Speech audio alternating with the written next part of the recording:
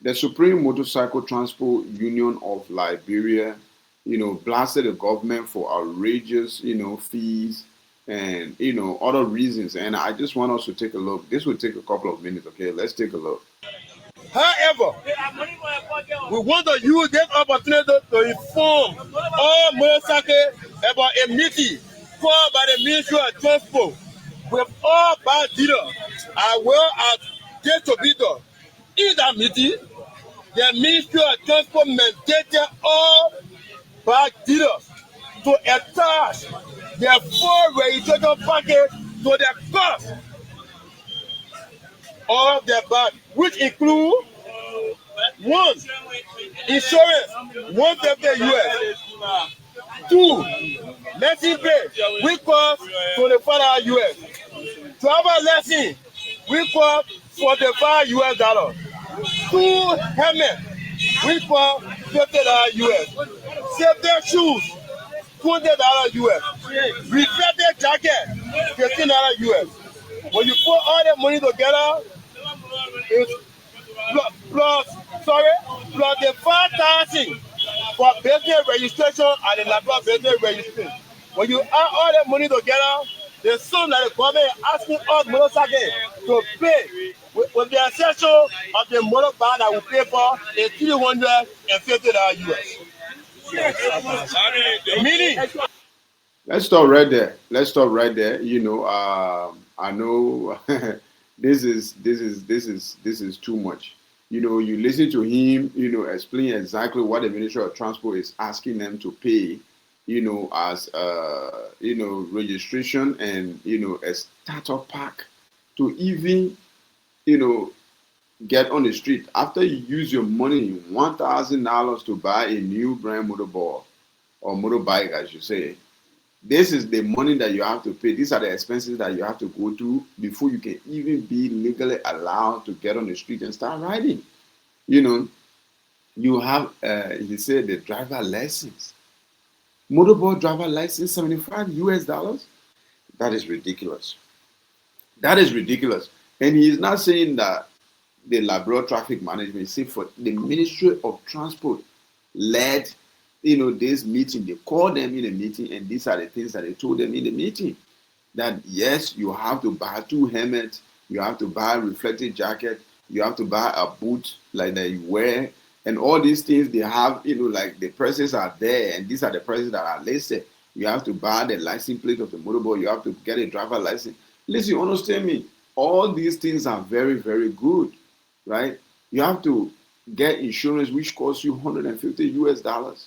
But you have to understand, these are people that are young, vibrant, strong, men that refuse to succumb to the temptation and, of the temptation of drugs, that refuse to just sit down and wait for a handout. They are walking out there making jobs for themselves. There is no job in the country, right? People go to school, they finish with high school, they don't have money to even extend their education to a university, right? So they resort to riding motorbike. They resort to sometimes changing money. Small businesses on the side of the street that will help them to be able to feed themselves and their families, right? So when young men and women start engaging into activities like that, creating jobs for themselves, at the same time, you have a government that is trying to transition, that is trying to, revolutionize our entire economy and our living condition and our society, which is good, but it is also expensive. It comes at a cost, a very, very high cost. You know, most of these people, they're getting their motorbike on credit. They're literally taking a motorbike to work and pay. If you ask that person to pay $350 before they can even get on the street, it's crazy.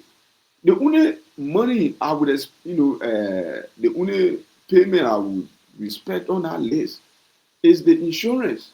Because that way they don't think that the insurance is important. At least a lot of them don't think that insurance is important, but insurance is very important. It might be that expensive, but it's important. If you can pay $150 to have a whole year insurance, I think that is very, very good, 100%. And but other than that, all the other prices are inflated. You can have, like, come on, driver lessons, motorboat driver lessons, $75 US. Why? Why that high? That is crazy. That is crazy. If that is true, that is crazy. And you have to understand, again, it is the government job to make, employment easy for its, youth. It's your job to bring, job for them. That is your job. And you have failed to do that for decades now. The government of Liberia have failed to provide jobs for the youth. And the youth are now resorting to making jobs for themselves. At least the ones that refuse to succumb to hardship and to drug addiction. Look at them, young men. Young men that says that I'm not gonna sit down here and just be weak and how they call it, be crying about, I'm gonna go out there. If I have to ride motorbike to feed myself and my family, I will do that. And as they are doing that, you guys are choking them. There has to be a middle ground here. There has to be a middle ground. This is from the Ministry of Transport. No, I don't think LTM has anything to do with this, because people have been blaming the Liberia Traffic Management for skyrocketing all the fees in the transport how they call it, sector, right? But they are saying that they had this meeting at the Ministry of Transport, and this is what they told them, that all these prices or all these gadgets, these gears, they have to buy 2 motorboat helmets, which is all advisable in Western, how they call it, advanced countries, developed countries. You need a helmet before you can drive a motorboat. You can't drive a motorboat without rear, boots, and like you said, reflective jacket. These are things that people can see you far away.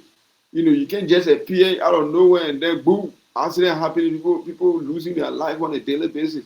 All these, procedures are very essential to the protection of human lives in the country, understandably. But it is too expensive, especially since the government have not been able to create jobs for the youth for God knows how long. Asking them to pay this kind of money that they don't have is too much. So the insurance money can stay, but a lot of these other, fees should definitely be shared into, like, remove 50% at least from all of these fees. You can handle it. You have at least 100 to 200,000 motorboat rider, or even more than 200,000 motorboat rider in Monrovia alone, right?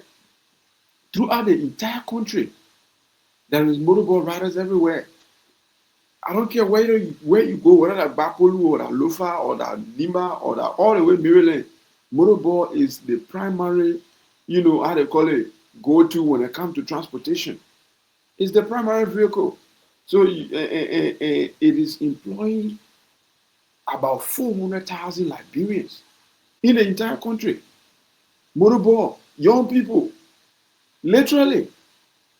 So you shouldn't be making it too hard for them, since they are finding a way to employ themselves, doing the job that you're supposed to be doing, right? So I definitely support the Supreme Motorcycle Transport Union of Liberia on this. As you can see them, they are very, very modest. They are organized. They're not here throwing rag and, causing commotion. They are saying that this is unacceptable and they are not going to do it. They will not participate in something that they know that is like almost a choke hold, like you choking them in the neck. They're already suffering. They're already having problems with maintaining jobs, risking their life all day, every day in the traffic. And now you're making it worse by, giving them unnecessary fees. I think that most of those fees are exaggerated. They should definitely be a middle ground for this where, the motorcyclists will be able to pay some money that it will be beneficial to the government. And at the same time, they will be able to get all those gears that they need to actually be much, much safer in these streets. And they should be, and once they do that, they should definitely be allowed to ride everywhere in Monrovia. You can't say certain part of Monrovia they can't reach there. That way so and so far. No, that thing never makes sense to me. As long as they are dressed properly, they are geared up properly, they should be allowed to go anywhere and everywhere in the country. This is my take on this, 100%.